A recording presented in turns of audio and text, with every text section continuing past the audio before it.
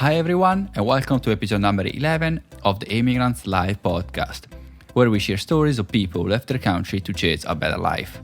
I'm Daniel DeBiasi, and in this episode I sat down with a friend of mine in New Zealand.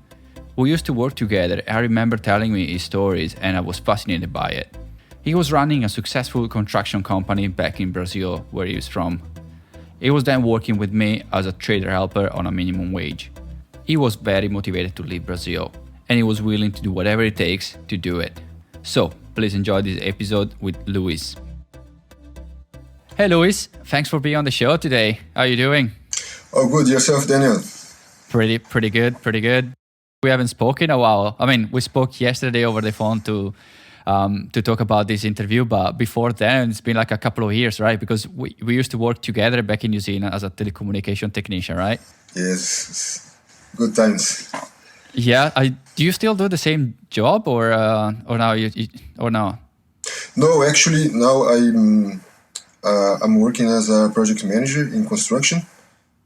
Okay. And because before we were working doing some fiber installs, and then right now I'm working as a project manager because I'm a civil engineer and I'm also graduating in business administration in Brazil, and then I just joined both courses and doing what I really like to do. Okay, you're originally from Brazil and you graduated from the university as a what kind of bachelor you have in Brazil? My first course was business administration. Okay. And then, but I always liked construction. Okay. Since I was a young boy. And then I studied civil engineering. Civil engineering was my second graduation, my second degree. Oh, sweet. So you're doing pretty much what you study for. That's Yes. I'm doing what I studied for. Awesome. Congratulations. It definitely was a step forward in your career from where you used to do it. Yeah, actually, I had my own construction company back in Brazil. Yes. Okay. Yes, I remember that. Actually, yeah. I wanna ask you one thing about the construction company, because I remember when you were telling me about the construction company back in New Zealand, I was kind of fascinated by the fact that you used to run a construction company, and then you decide to move to the other side of the world. I mean, from Brazil, probably almost the other side of the world, but in the middle of nowhere in New Zealand, and you started from pretty much from scratch. From like you were not doing. You probably were doing. You were doing a job where you were overqualified and probably underpaid, right? Yes. So why did you do that jump, and how was it? How was it to restart all over again? Well, was pretty tough for me, to be honest. But for sure worth. I was very sick about the situation in Brazil. Brazil on that time. I came to New Zealand in 2016, with me and my family. And in 2014, after the Football World Cup, over there was coming up a lot of corruption in Brazil and related to construction sectors, and affected a lot what I was doing there, because I had my own construction company. I was running my business, doing well, and then the construction sector just stopped in my city. Was like many big construction companies having apartments in stock. For example, one of the companies that was close to the areas I was working had 2,000 apartments in stock. That's a lot. Then a lot of crime, like massive crime in Brazil. It's something really terrible to live with. It's something, in fact, about that. If you live in Brazil, you kind of don't realize too much that's really happening, because you just get used to. But I had been to US and to New Zealand before, and I knew there was something different, like a different condition, like different environment. When we decided to move out, my son was around 1 year old. I had a baby. Okay. And I didn't want my son to grow up in a situation like that. It was how can I, just for example, I was not going to my construction sites on Fridays anymore, just because the presence of crime. Many people they knew, you could be stolen, like any Friday, because you used to pay cash to the workers. Oh, so they knew you had money, like, and they will come to your side and try to. Yes. Like all my construction site neighbors, they were being stolen. Like head pointed, like arm pointed to them head. You know, it's a terrible situation. I just was trying to escape from that situation. I was, for example, to do my payments. I was going to the mall, supermarkets, and I was a tough situation. Tough, like, and a lot of corruption. Like people asking extra money all the time for everything, and I for my principles, I never wanted to do that. I never did. Then one day I just got home and told to my wife, like, honey, I don't want to live here anymore. She looked at me. She just said, "What? We just built this house. Where do you want to move? You want to move close to our parents? Close to the city center? Where do you want to live?" No, I don't want to live in Brazil anymore. Really? How come? Where do you want to live? Oh, I was thinking in New Zealand, Canada, or US, Australia, I don't know. I just don't want to live here anymore. And it was very painful. Like, it's a lot of a traffic jam in Brazil. Every day spending easily 2 hours at minimum, sometimes 4 hours, just going to around the places. And then just things adding up. Then I just got sick of that. Then as I came to New Zealand in 2008, then was actually my first choice. 2008, you mean that means you moved to New Zealand 2008, or you visited New Zealand 2008? Yeah, on that time I just came for holidays. I had my own company in Brazil. I had some stores in 2008. Okay. And I was just starting to work in the construction sectors. Then I was waiting for a job to start in construction, and I had some computer supplies stores. On that time, then I was 4 years without holidays. Then I told to my business partner, like, I need a break. Fair enough. I need to have a bit of a break. Working hard, like making the things work, and our company was growing a lot, but I needed that a little bit of time, like to put my head in the place and carry on. And then I came to New Zealand in 2008 just for holidays. Work, going around North Island, South Island was amazing. I went to be honest, when I decided I needed some holidays, I was checking places like Iceland and maybe go to Himalayas, and like I wanted something different. Like a remote places, like where no people around you. That's the kind of places you were looking for. Yeah. Then one of the guys in the agency, he was telling me about, I went to New Zealand, it's a pretty nice place, what do you think about? But, well, I don't know much about New Zealand. And then he started showing me some pictures, telling me how it was, and I said, okay, it's English. I speak a bit of the English on that time. And then I said, oh, why not? Sounds great. Then I saw like Milford Sound is south Island in New Zealand. I was amazed though. I just wanted to go there. Okay, so let's go back a little bit. So you said that you, after 4 years, you didn't take any holiday from your work, and then when you came back, you moved to the construction career. Is that when you made the switch, or I even know why did you make the switch? Why did you switch from being a retail to construction? Because I always wanted to work in construction for some reason. Then like I got an opportunity to start a business in like a retail shop, computer supplies, that stuff. And then I got the opportunity to move to construction. Then I I started to do some, because I had some management techniques that I was applying in my business. I liked that. I had a friend, like a friend of a friend, that I had a conversation, like I met each other. I was showing him what I was doing. He told me, "Oh, why don't you try here in construction sector?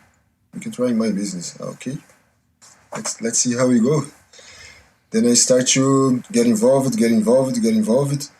When I saw I was working there and applying to my second degree to study civil engineering, then the things just happened. It was just like flowing to construction. I cannot say like not much effort, but it was just happening because it was a lot of effort to study engineering and working at the same time, running business. I was like I was doing my personal stuff, but I was always doing something related, even on the weekends. Like Saturday, Sundays, I was checking some stuff and what I have to do, taking my notes, doing. I always keep going. And so when did you decide to leave Brazil and move to New Zealand? Was 2000. I came to New Zealand in 2016. I arrived here in March.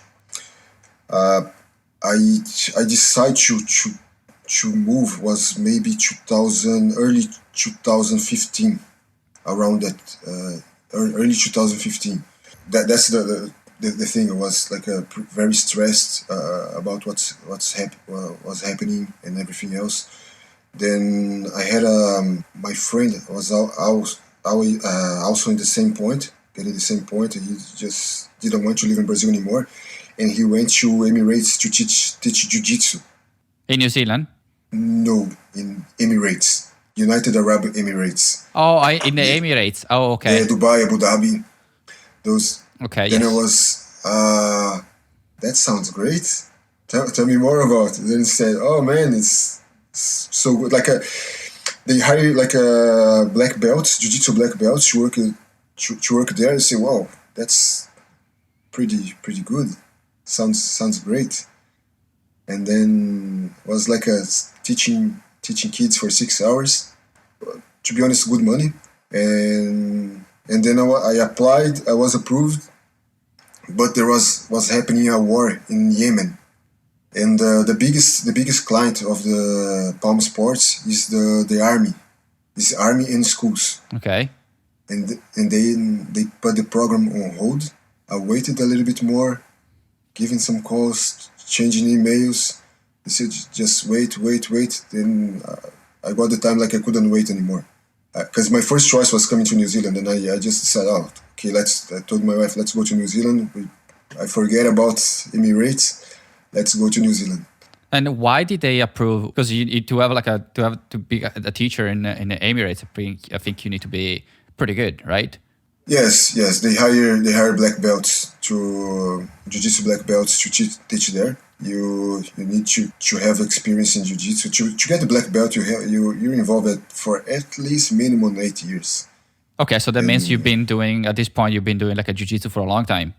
I started in 2006. To be honest, I started in 1999 for a few months. Then I made a few months again, but I was just so busy that I couldn't do.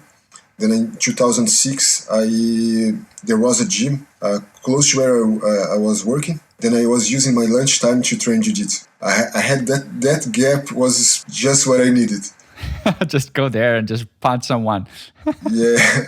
And Jiu-Jitsu was very present on my life, to be honest. Very, very present. Helping me a lot here in New Zealand. I got my job in multimedia that we worked together. I got because Jiu-Jitsu. Why? What's happened? I came to New Zealand 20 days before my wife and my son. Okay. Just going back a little bit, in 2008, sounded very easy for me to find jobs because the guys that I was sharing a bit of a house, and just meeting people from English school and those things. They said, today I'm looking for a job. They get a job. Then I had in my mind that, okay, job in New Zealand is super easy to get. Poor boy. When I came to live in New Zealand, I came 20 days before my wife and my son. Then I was trying to find a house and job. Then I was waiting.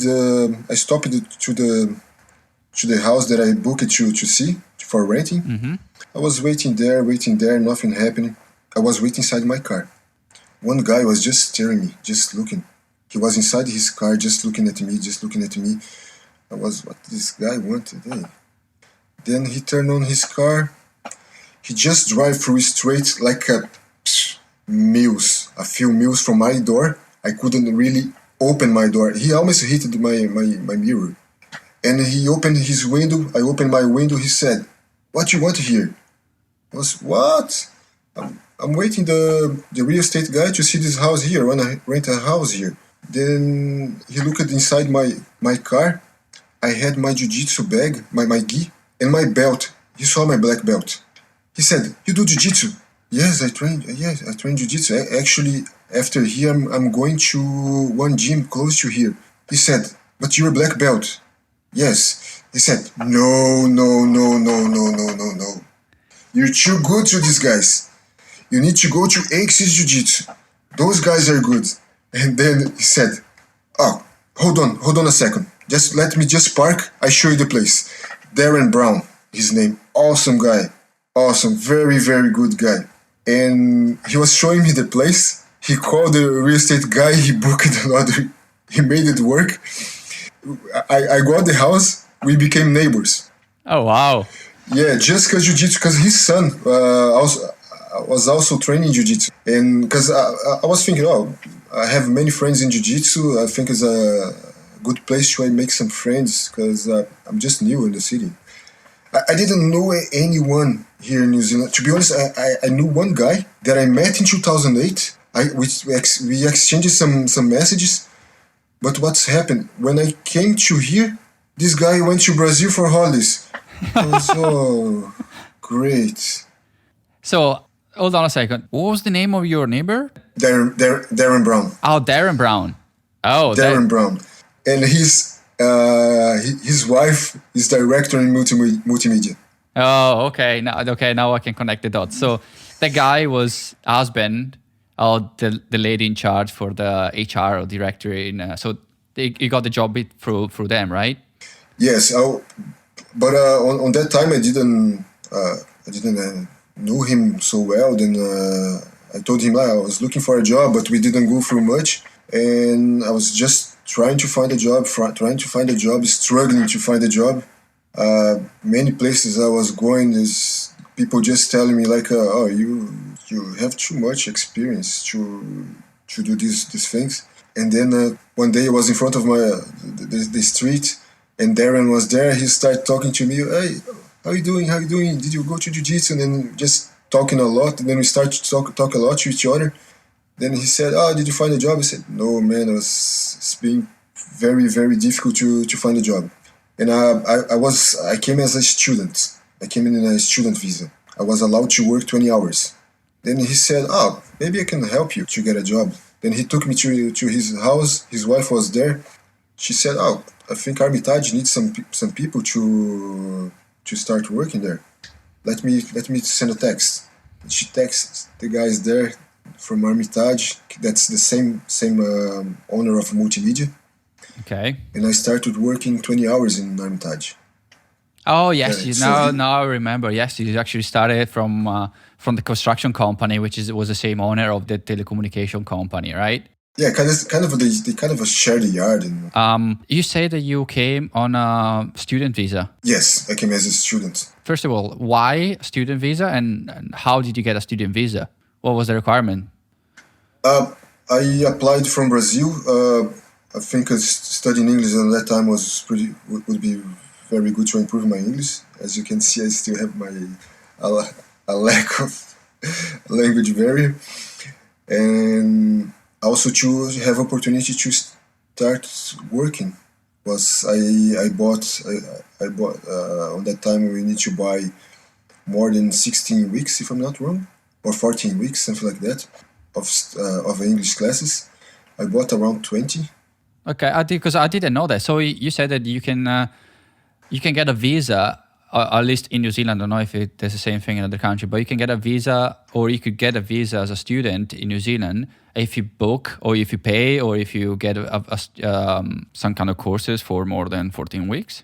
Yes. You need to buy a certified English course to get a student visa that allowed you to work 20 hours during the course, and as many hours you want on when you have holidays from your course. Then I went from there. I was like, I knew those 20 hours could help me to find a job. Was affordable to get a student visa in New Zealand and get like a course in New Zealand? Was affordable or? No, very expensive. From my opinion, very expensive. Was around like $380 per week, New Zealand dollars. Yeah, it's not cheap. But did that give you the visa for how long? Was 20 weeks plus a month and a half, something like that. So you had just a short amount of, like you probably have like a couple of months to find a job, a sponsor, and change your visa to student to a work permit, right? Yes. Oh wow, that's with your family. That's crazy. I would just. Yes. That was a huge risk. How old were you when you moved to New Zealand? I was 34. Okay, so you were too old for the working holiday program. Yes, too old. I'm 39 now. Okay. It don't look 39, by the way. Thanks for that. That's super risky. I don't know if I would have done it, honestly. I was decided. I was decided. I need to make it work. Yeah, I was telling the friends I was making here, if I need to milk some cows, carry some rocks, dig some trenches as I made, I will make it. I don't mind. I need to make it this work, you know. It's I gave to myself no option. This is it. I'm gonna make it, and I made. I'm really glad you did, because that's impressive. And how long did it take to get your visa? Actually, how easy was to get your work permit? Oh, that was I passed through a bit of a visa nightmare. Okay, I was allowed to work in Hermitage. Okay, which is the construction company. Yes. Okay. But for some reason they could not apply for my work visa. I don't know the reasons, to be honest. But they also had telecommunication company, and on my retail store, I made a lot of cablings. During my construction things in Brazil, I was doing the cabling inside the houses. Pretty much I was doing the same I was doing in Brazil. But telecom guys in Brazil, they do something different. They just plug in front of your house, install your modem, and go home. They don't do all the cabling because the construction guys does the cabling. And when Darren, my neighbor, took me to talk to his wife, he said, they asked me, "Oh, do you have telecom experience?" I said no, because I imagined it was something same the guys back in Brazil they were doing. And then when I started to work in Hermitage, I had the opportunity to see how was telecom here in New Zealand. It was, it's pretty much what I was doing before. And then they helped me to get my visa. But was kind of I made the interview to go to multimedia in the last week of my student visa. I was really scared. Yeah, I bet. And I was really scared. And then they knew I was panicking. I thank Kelly a lot to help me on that time, and Darren, they helped me a lot, massively. And then what's happened? I had an immigration advisor. He applied to my work visa online on the last day, because online would be acceptable. He said, "Oh, just lodge, print the papers and lodge." He told me that. To do, sorry, what? Print the page? Page and lodge through the mailbox. Okay. Not online, physically. Okay. What's happened? New Zealand immigration, they accept the date when they receive your papers, not when you lodge. Okay. What's happened? I applied 1 day after I was allowed to apply. Oh no. because the immigration advisor didn't want to apply online. He told me, no, it's better lodging. What's happened? After being a few years here, we hear many stories about immigration advisors. They create some difficulties to sell you solutions, and I experienced that. Then I could not work until I got my visa, because then immigration took 3 months to reply me. I got a visitor's visa. I had to reapply send the same papers, exactly same papers. I had to reapply for work visa. Then I got my work permission. Took me 4 months. I couldn't work for that time. Oh, wow.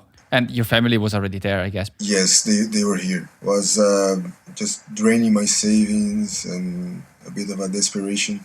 Yeah, I bet. And you don't even have the certainty that you will actually get a visa. That's the problem. When you usually apply for the visa, you're still in that limbo. That's what's going to happen. I'm going to get a visa and I'll be able to work, or I have to pack my stuff and go back to my country, right? Yes, this uncertainty, it's painful. It's stressful. It stressed me a lot. To be honest, right now I'm waiting for a visa. You renew your visa? I applied for... Yes, I renewed my visa. No, that one I didn't renew. I got a different job. I'm working now as a project manager, construction project manager. Oh, so you had to get a new visa anyway because it's a different field, right?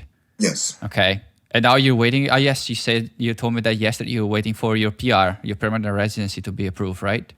Temporary. There is 1 year now that I'm waiting for my residency.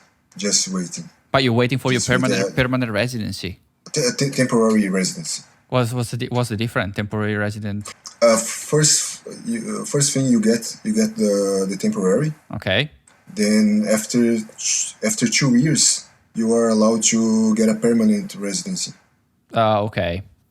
And going back, because you told me before that when you decide to move to New Zealand, your wife or you were crazy.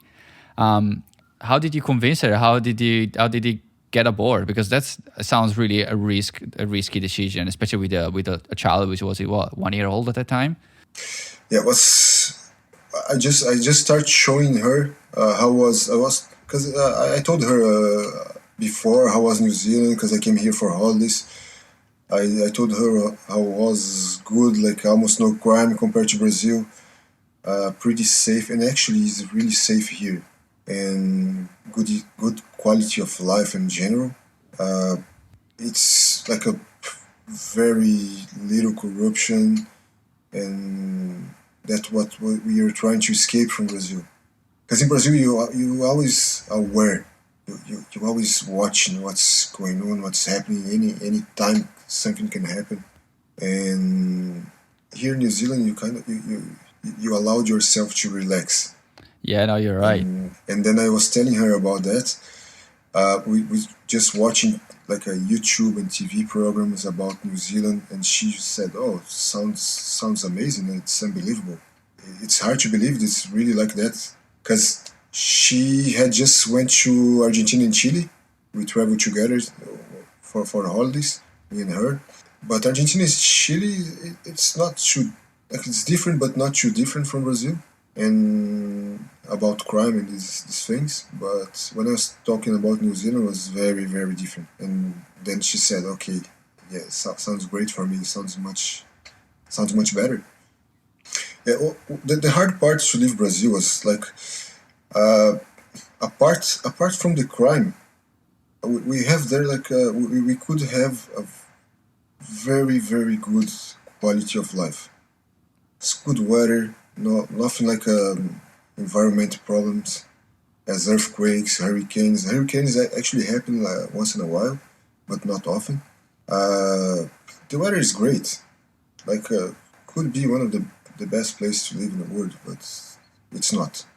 Brazilian culture it's something really good. We love that, but these things just make me think to live. It's too much. Yeah, you made the right decision, but definitely wasn't an easy one. So your wife at that point, she was convinced, like, okay, let's do this. And your wife joined you 20 days after you moved to New Zealand, and at that point you didn't have a job yet. Did you have an accommodation at that point? Yes, luckily I got the place. Because what I was trying, because we had on that time, Lucas, my son, his birthday is 21st of March. I left Brazil on 22nd in the morning, early in the morning.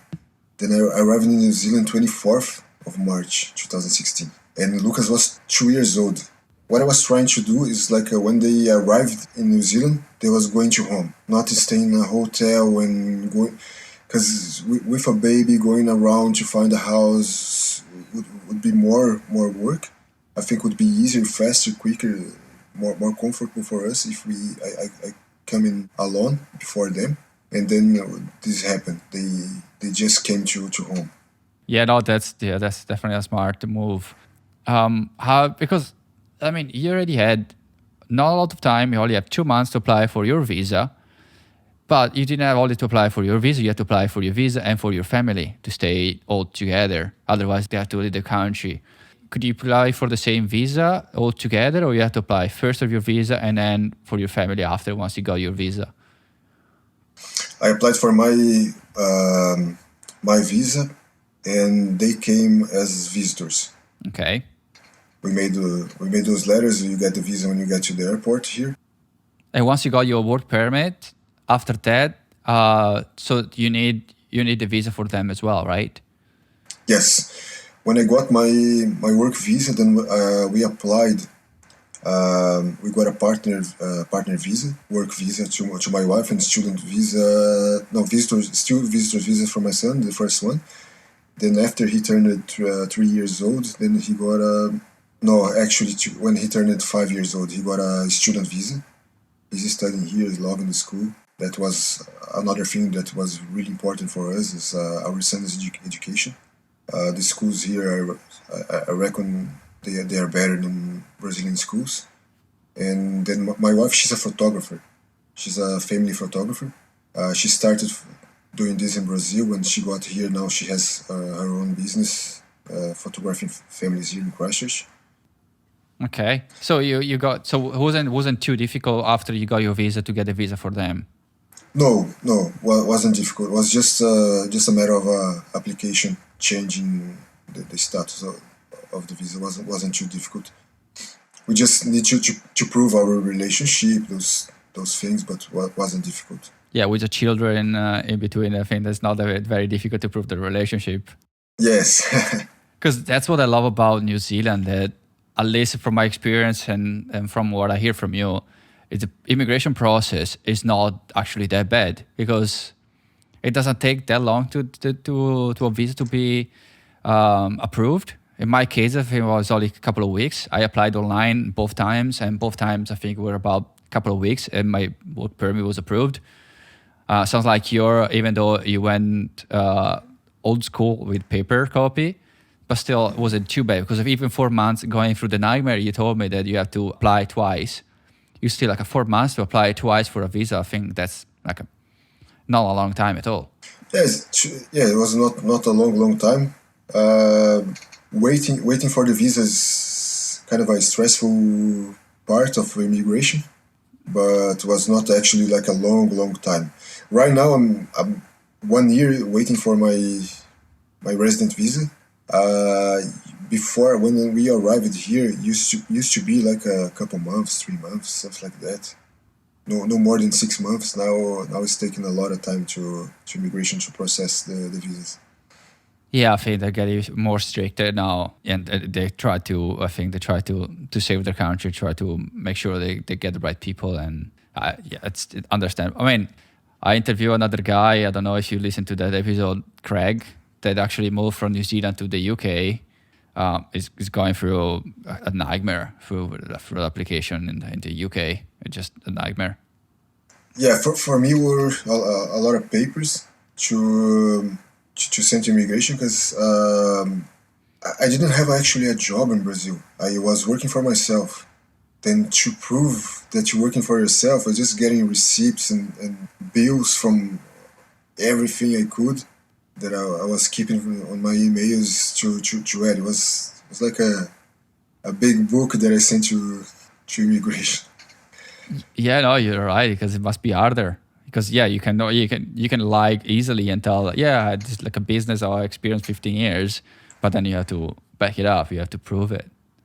Yeah, that was was tricky, to be honest, to prove that, because you have the papers from the business, but then I was trying to detail things that I was doing, like receipts that I was buying materials, that I was selling materials, that I was selling houses, buying properties, selling properties, this kind of things. And these papers, they are quite fake. It was a lot of money in translation. Really, a lot of money in translation I spent. Oh, yes, you're right, because you have to translate every single page. I think it was, I sent almost, if I'm not wrong, it was almost 100 pages. So I bet that's probably why they take so long to review your application. So when you went to New Zealand, how was your English level? Because you said you already speak a little bit of English, right? Yes. To be honest, my first time that I work in US. I went 3 times to make a work experience in a ski resort. 2000, 2001 winter, 2002, 2003, 2003, 2004. Okay, so 3 seasons. 3 seasons.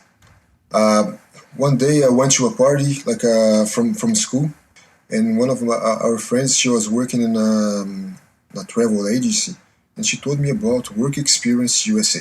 It's a program that I think is still happening. I don't know about the coronavirus now, what's going on, but it was really cool for me.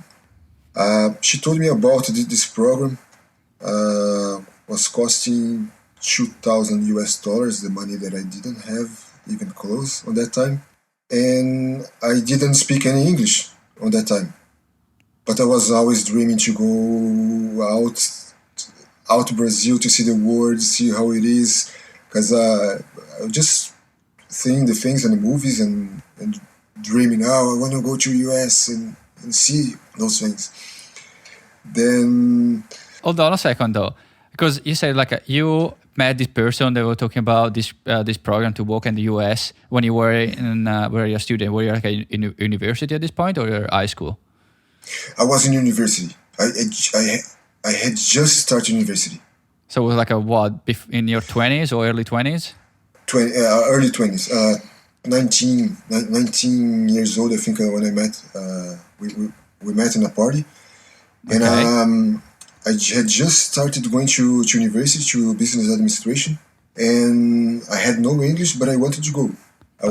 Hold on a second, because you said you had to pay $2,000 to go to the US and work in the US. What was included in this $2,000? Why you were paying for this $2,000? Was included the flight ticket. Oh, okay. The service to get a visa, a work visa. I was allowed to work for 4 months plus 1 month of traveling. Oh, okay. And also they need to make profit because they are providing the service. Yeah, no. I mean, just the flight and the service. Yeah, no, it makes more sense. So you went to the US for 3 seasons over winter, which is your summer in Brazil. Yes. Which was your holiday in the university, right? Yes. Okay. How was your first experience going there with no English? Yeah, I needed to do something. Because if I'm going to work, one of the requirements, we had to make an English test to do the program. Oh. Then I was, oh no, what am I gonna do now? Then I was making a plan. What am I gonna do? Then I saw, okay, I have no money and I have no English. I need to make something. I got a job in an English school. Perfect. To selling courses was okay. Then I got the job. Then I said, oh, can I study English here? They said, yeah, we can give you a discount, a good one.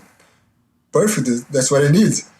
Then about the English, what I was doing, was very flexible type of English course, because we could book 3 classes during the week plus conversation on Saturday from 11 to 1 o'clock. It was 2 hours conversation class on Saturday. what I was doing, I was having my 3 classes during the week, and on Saturday, I was arriving there 8 o'clock in the morning. Like before 8 o'clock in the morning, I was asking the teachers, because I had worked there before.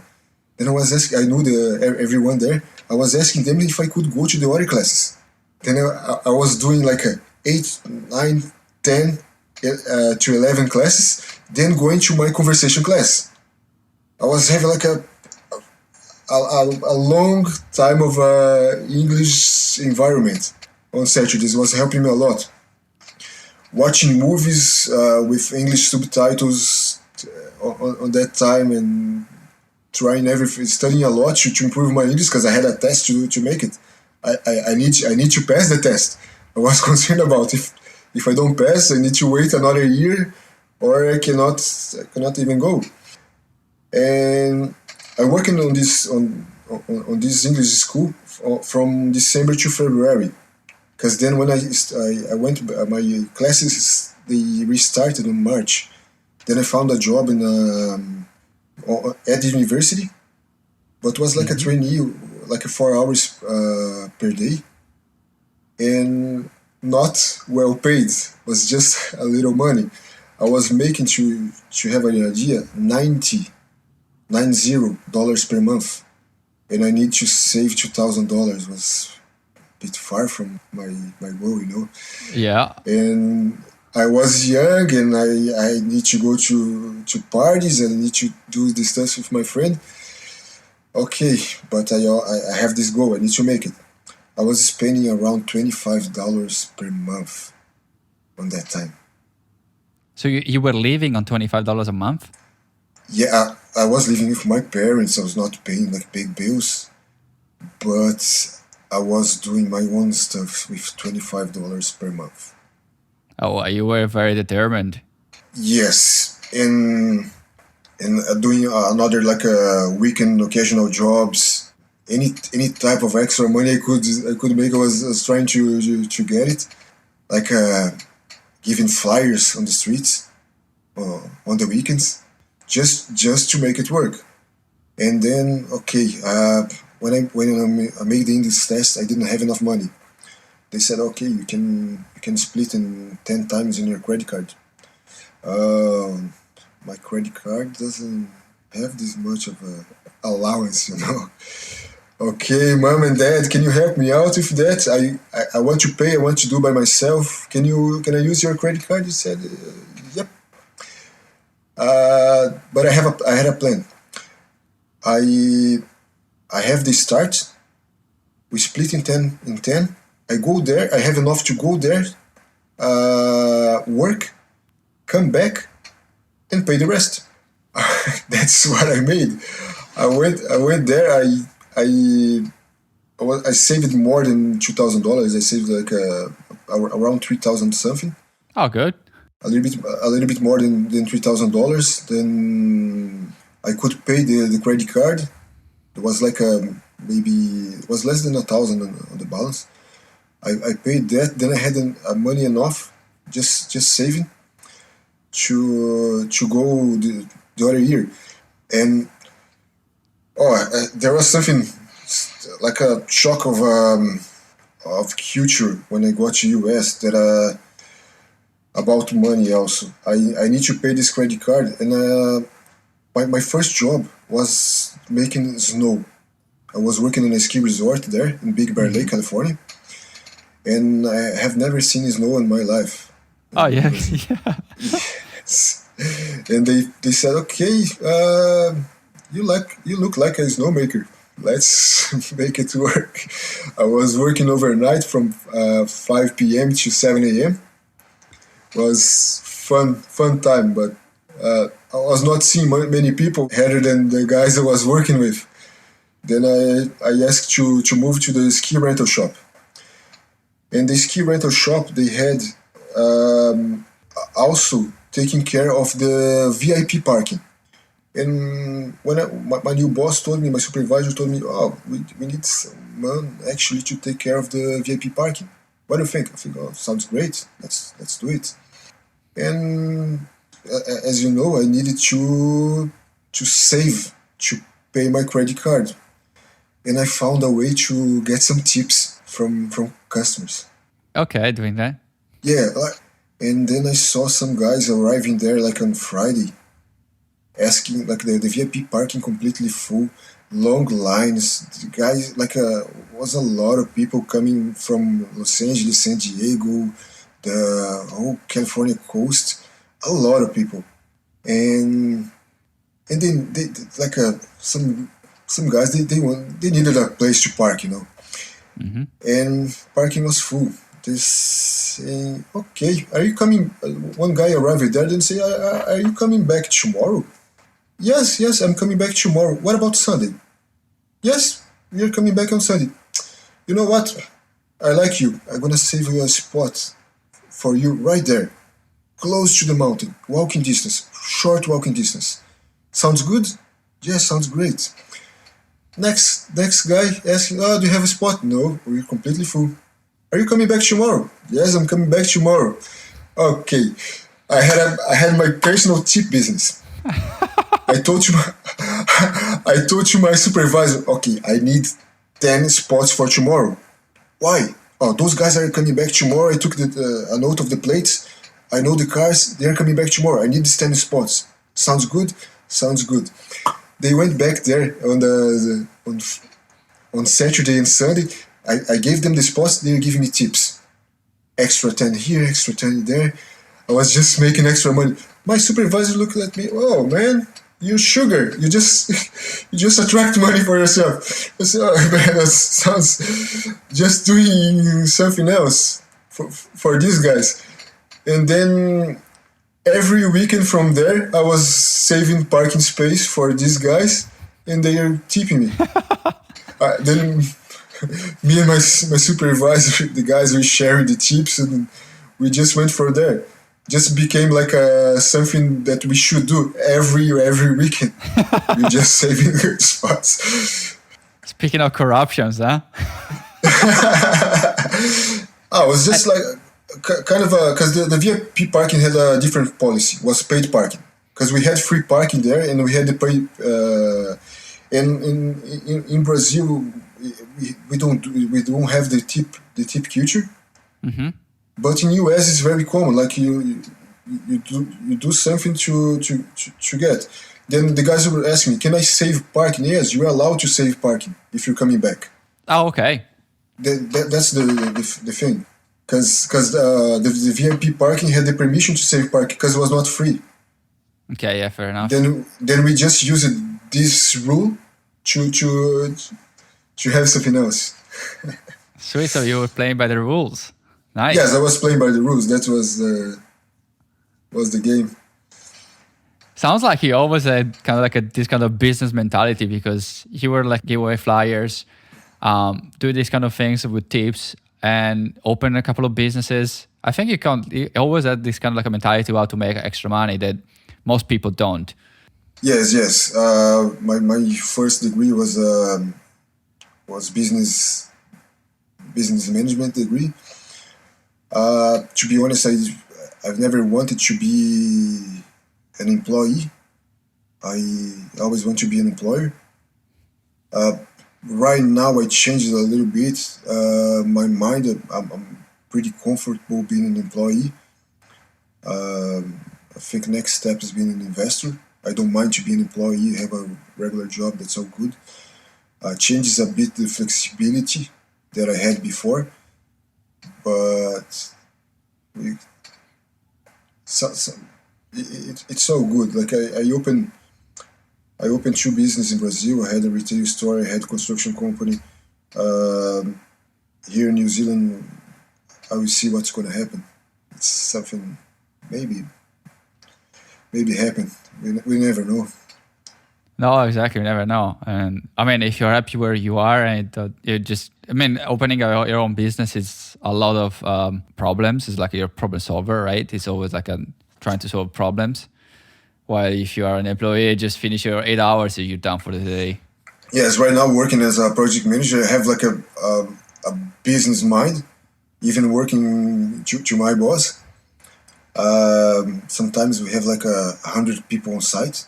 It's a busy site, and sorting problems the whole day, every day, whole day. That's basically what we do. No, you're right. You're right. If you be a project manager, it's kind of like running your own business without the risk of running a business, I guess. Yes. That's the thing. That's what's happened. Do you have any regrets about leaving your country? Any regrets? Well, I have, for sure. Be away from family, I think, is the hardest part. Away from friends, like people that we are just used to see very often. I cannot see every day, but very often. I like to connect to people. That's the and missing the food. Maybe you don't you won't like you being an Italian. You probably won't like what I say, but we have the best pizza in the world. You know. Really? Have you ever been to Italy? Yes.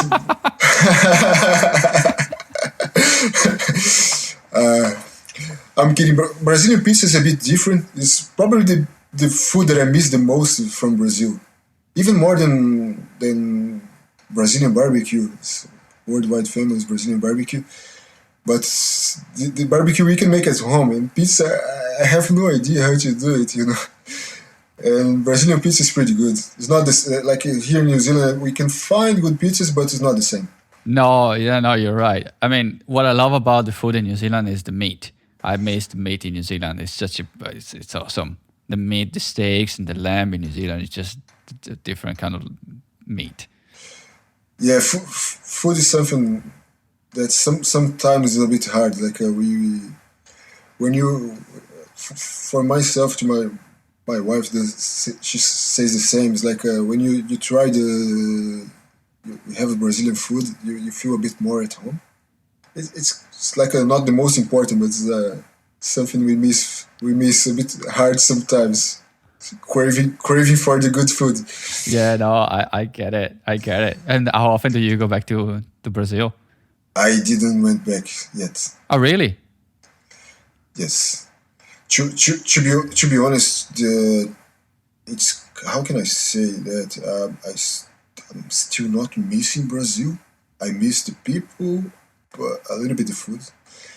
But I'm not I'm not missing Brazil, because when I remember like spending hours and hours in the traffic inside the car and all these things, especially during the holidays, it was like crazy, because I was living in Florianopolis. It's south of Brazil. It's capital of the second state, south to north. Okay.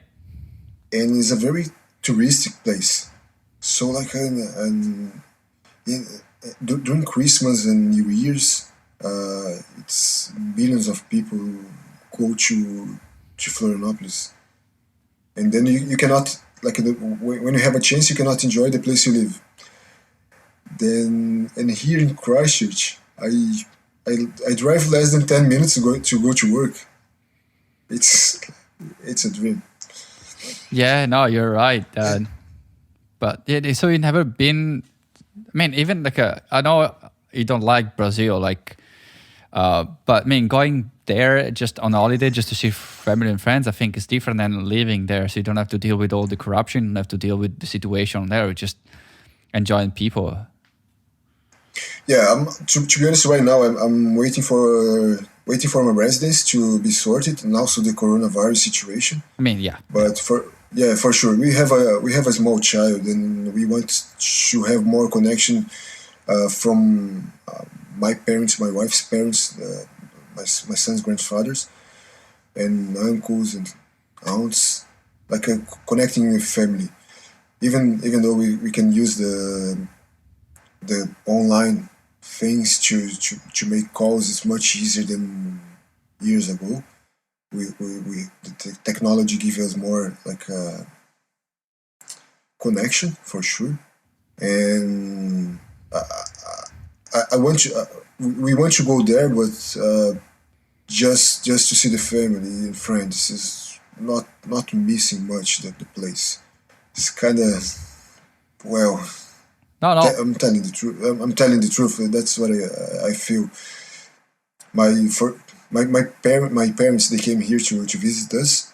I was expecting also my wife's parents to come here. Then coronavirus started and just put this thing on hold at this point, and we need to wait to sort the situation of coronavirus in Brazil is being pretty bad now. And then when this is sorted, and for sure we want to go there to see people. What's the biggest upside about immigrating? I think was, to be honest, what I said before. Like you being, for me, was not having that concern of always being aware of when you're relaxing. When I'm going out with my family, my wife and my son going to the parks, and we don't need to be aware, like be watching what's happening. Back in Brazil was kind of anywhere something could happen. Like, just for example, one day me and my friend in a restaurant. We had an assault, guys pointing guns to our heads. It was not nice. I got stressed for months about that situation. And here doesn't happen nothing like that at all. Then that's I think that's the good part. It's not money. It's not even like education to my son is something good. That I think it's just a bonus. But these things of we feel allowed to relax. I think that's good. That's the main thing. We have the pleasure to just be there. We don't have that. We don't have that too much in Brazil.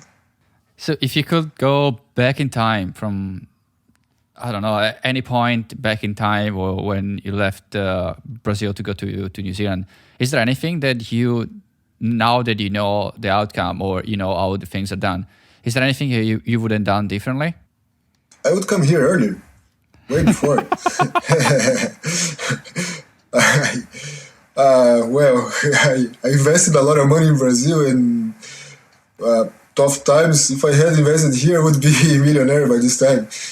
I would come earlier for sure. for sure. Awesome. So if anybody wants to get in touch with you, is there any way they can find you on social media, or is there any way that they can contact you? Facebook. I think, to be honest, I don't use too much social media, but we can try Facebook, email. If you want to share my email, it would be great, because I don't have a look on social media very often, to be honest. Awesome. Okay.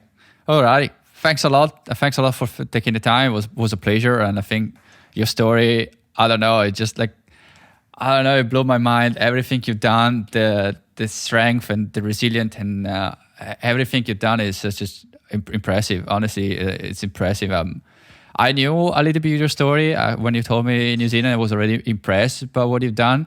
But now that I know even more, I'm even more impressed. And congratulations for all you've done. And it's hopefully you get your residency soon.